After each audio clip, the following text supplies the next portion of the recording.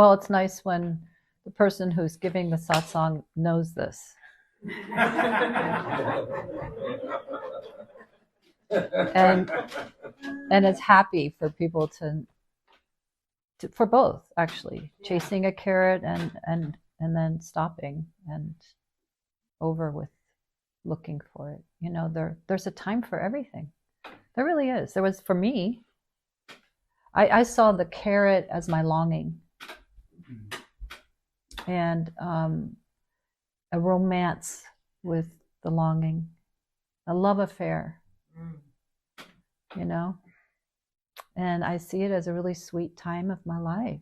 Like it's when God is still a little bit outside of you, just enough to feel that separation, and you long for it. But you're in relationship with it because of it, and you don't ever get that relationship back once it's done.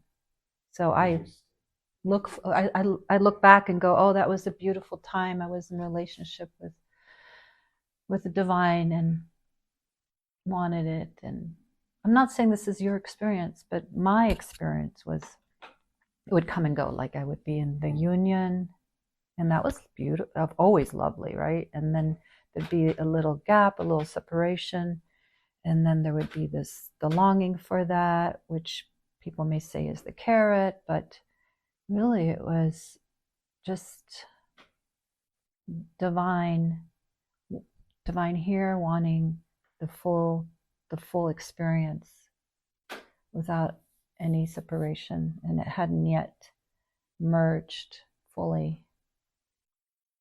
So there was prayer, you know, my type, whatever prayer in the moment.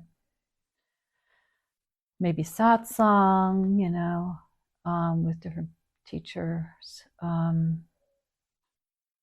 Just reading certain words that I knew hit the mark. And I'd be like, oh, that's food, you know, because I could tell that they were coming from union, you know. So it's, well, Rumi and different mystical poets, they had a whole romance with being longing.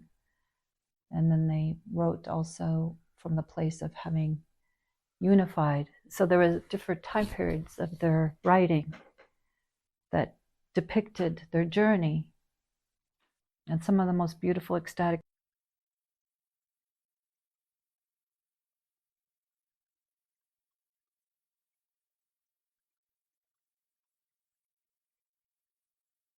kind of reminds me of like music. Like, you know, the best songs have a part where there's tension, discord that builds up, and then it resolves, and it's usually a beautiful chord that kind of brings it all together. And kind of like, yes, that's, you know.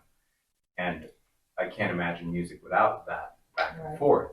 But some part of me always really doesn't want that in my life. The discord is part of it because, you know, I understand what you're saying. It's like to make something sweet, you have to kind of know what the bitterness is, and so it's that little bit of separation, and then you kind of feel the resolution of it, which I think, you know, I understand what you're saying. But it's an interesting perspective, not one I would have. Yeah.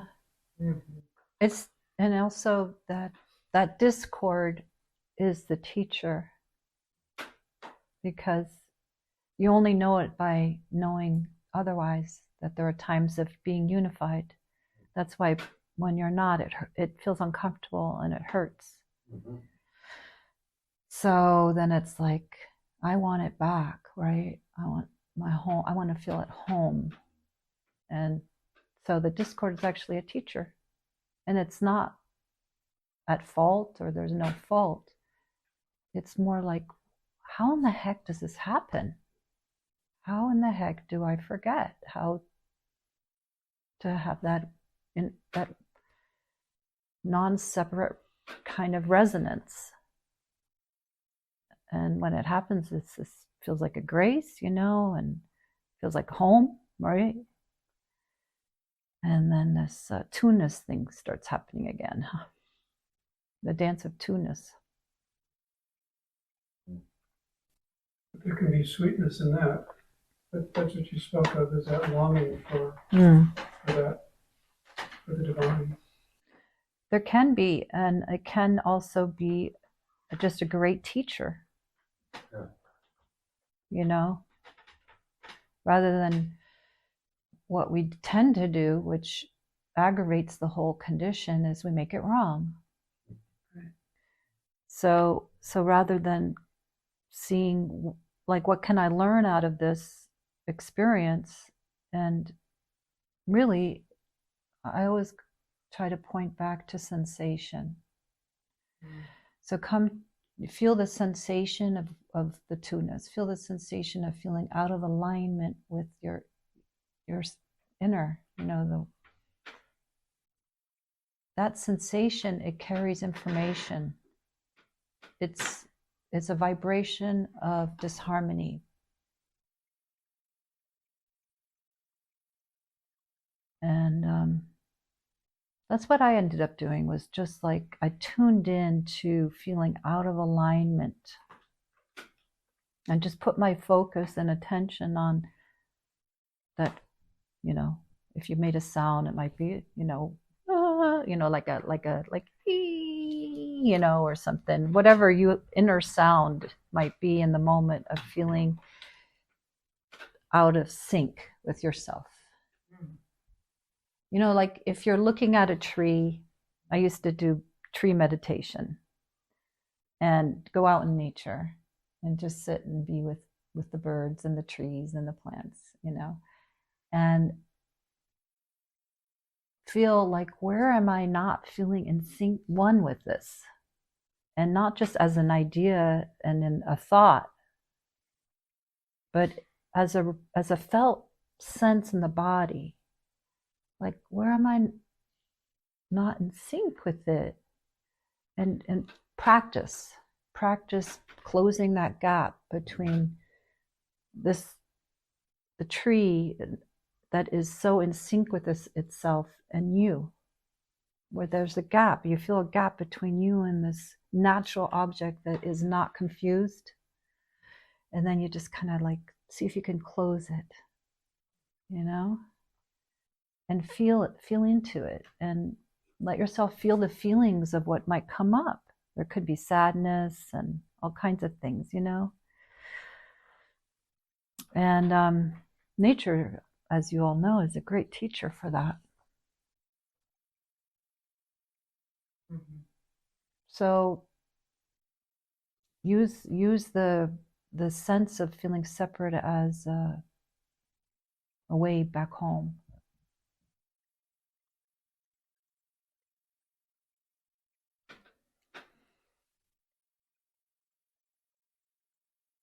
And you can still feel like connected, even, and still feel those vibrations of what might feel separate. But if you, like we were doing in the beginning, when we're welcoming ourselves as we are,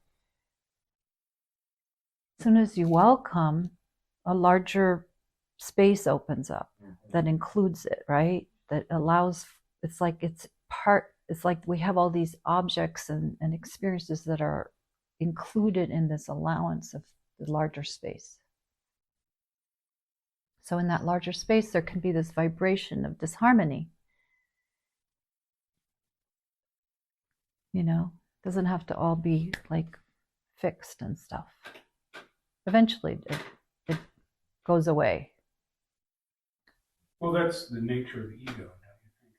Always an aspect of ego is saying, this isn't right, this should be this other way. They should say this instead of what they said, Yeah, and Thomas, I really like to look at I like to invite people to analyze and define for yourself what a word means, like ego. Ego, I don't say you're doing this at all, but like a lot of people, what they do with the word ego is they create something as if it exists. Right? We create this idea that ego exists, and It doesn't. It's just it's another thought. And I know some people may say, that's why it's good to define. Well, what I mean by ego is some things I've heard people say, and which I love hearing what they mean by it. And one might be that feeling of feeling separate. That's to me like the best definition. But that doesn't mean that feeling of feeling separate is real. It's just a feeling of feeling separate.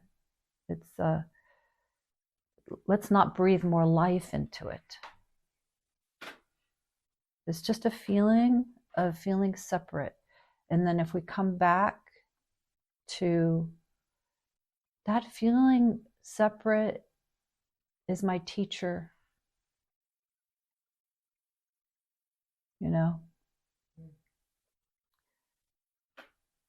And then maybe a kindness can go towards oneself. And ouch, it hurts. Feeling separate hurts. We're also making something conscious, which is good, right? To acknowledge that something hurts, that something feels separate, and making it conscious rather than unconscious. And of course, making it in any way wrong, as you were saying, it just makes it brings more life to it. It breathes more life into it, which is the opposite of what we want. So no, it's just a feeling of feeling separate, and it's unfortunately the human condition. Comes along with an I sense. So in order to individuate, and to have a sense of an individual experience in life, an I sense was born out of the intelligence of life itself. Consciousness, being able to become self-aware, is a real leap in a real evolutionary leap. But the side effect has been that it can start to take that I sense and believe in it as being a separate thing from existence, separate thing from, not just as a functioning, but as a reality. And then we've created so many sad problems, feeling separate from nature.